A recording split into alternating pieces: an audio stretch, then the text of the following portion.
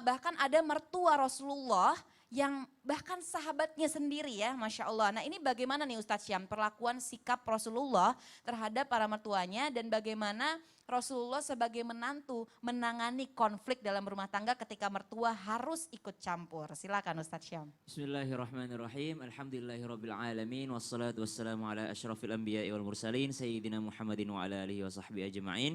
Asbahna wa asbahal mulku lillahi rabbil alamin. Assalamualaikum warahmatullahi wabarakatuh.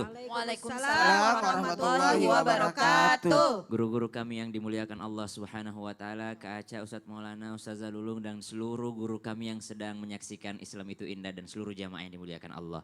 Rasulullah Shallallahu alaihi wasallam itu kadangkala menunjukkan basyariahnya atau kadangkala menunjukkan sifat manusiawinya. Kenapa Nabi Isa diangkat Tuhan? Karena memang tidak menunjukkan sifat manusiawinya. Nabi Isa itu nggak pernah kelihatan makan, nggak pernah kelihatan tidur. Orang-orang menganggap ini bukan manusia gitu. Tapi kalau Rasulullah kadangkala menunjukkan sifat manusiawinya. Salah satu contohnya di mana sifat manusiawinya Rasulullah Sallallahu Alaihi Wasallam, ketika Rasulullah menunjukkan bahwa dia makan, dia pun pernah berselisih dengan istri beliau Rasulullah Sallallahu Alaihi Wasallam, yaitu ibunda Aisyah radhiyallahu taala anha wardaha.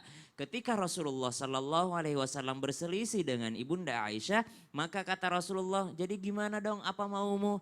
Kata ibunda Aisyah, terserah kamu. Kata Rasulullah SAW, ya udah kita cari penengah deh. Ya udah siapa yang kita panggil menengah?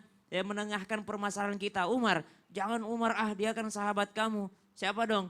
Utsman, jangan Utsman dia terlalu ini dan ini. Ali, jangan dia kan sepupu kamu. Siapa dong? Kata ibunda Aisyah, Abu Bakar aja. Kata Rasulullah, itu kan ayah kamu. Ya udah akhirnya yang dipanggil menjadi penengah adalah Abu Bakar As-Siddiq radhiyallahu anhu warda. Akhirnya datanglah Sayyidina Abu Bakar As-Siddiq radhiyallahu anhu warda. Maka kata Rasulullah, wahai sahabatku Abu Bakar, saya memanggilmu ke sini bukan sebagai sahabatku dan saya memanggilmu ke sini bukan sebagai ayahnya Aisyah. Saya memanggilmu ke sini untuk menjadi penengah antara kami berdua yang sedang berselisih ini. Maka Sayyidina Abu Bakar As-Siddiq mengatakan, baiklah kalau begitu saya setuju, saya akan menengahkan permasalahan kalian. Duduklah Sayyidina Abu Bakar As-Siddiq di rumah Rasulullah SAW, di rumah Aisyah radhiyallahu taala anha. Lalu kata Abu Bakar As-Siddiq, siapa yang mau bercerita duluan? Siapa yang mulai menceritakan masalahnya? Kata Rasulullah, wahai istriku Khumairah, apakah engkau mau duluan menceritakannya? Apa kata Aisyah?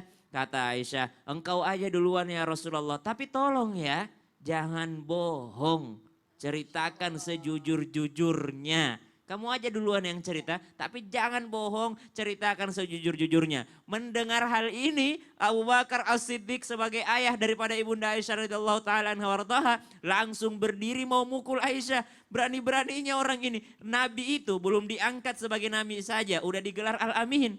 Orang yang gak pernah bohong. Iya. Nabi itu belum jadi nabi aja udah As-Siddiq, orang yang gak pernah bohong. Ini kok langsung tiba-tiba dikatakan jangan bohong, berarti kau tuduh Nabi akan berbohong. Maka ditangkaplah tangan Abu Bakar As-Siddiq oleh Rasulullah SAW.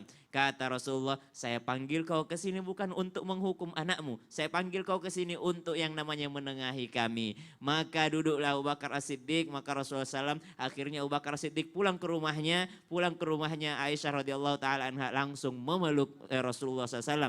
Lalu Rasulullah mengatakan, wahai Aisyah, siapakah lagi orang yang akan melindungimu dari musuh-musuhmu jikalau bukan orang ini Muhammad, kata Rasulullah Sallallahu Alaihi Wasallam. Akhirnya mereka berdamai dengan cara seperti itu. Hikmahnya adalah wali itu bukan hanya menikahkan, tapi juga menengahkan ketika ada permasalahan. Makanya kenapa mertua yang menikahkan menjadi wali. Karena ketika ada masalah mestinya mereka yang menengahkan, bukan malah mencerai-beraikan anak-anaknya. Jadi jangan hanya mewakilkan menjadi wali, tapi juga menengahkan. Betul. Ya, Masya Allah.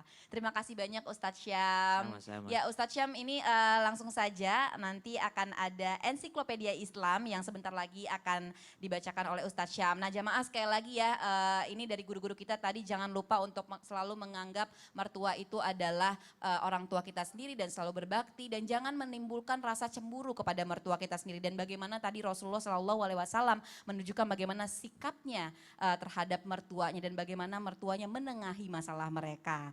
Nah ini dia jamaah Islam itu India, ensiklopedia Islam. Silakan Ustadz Syam. Terima kasih Kak Aca.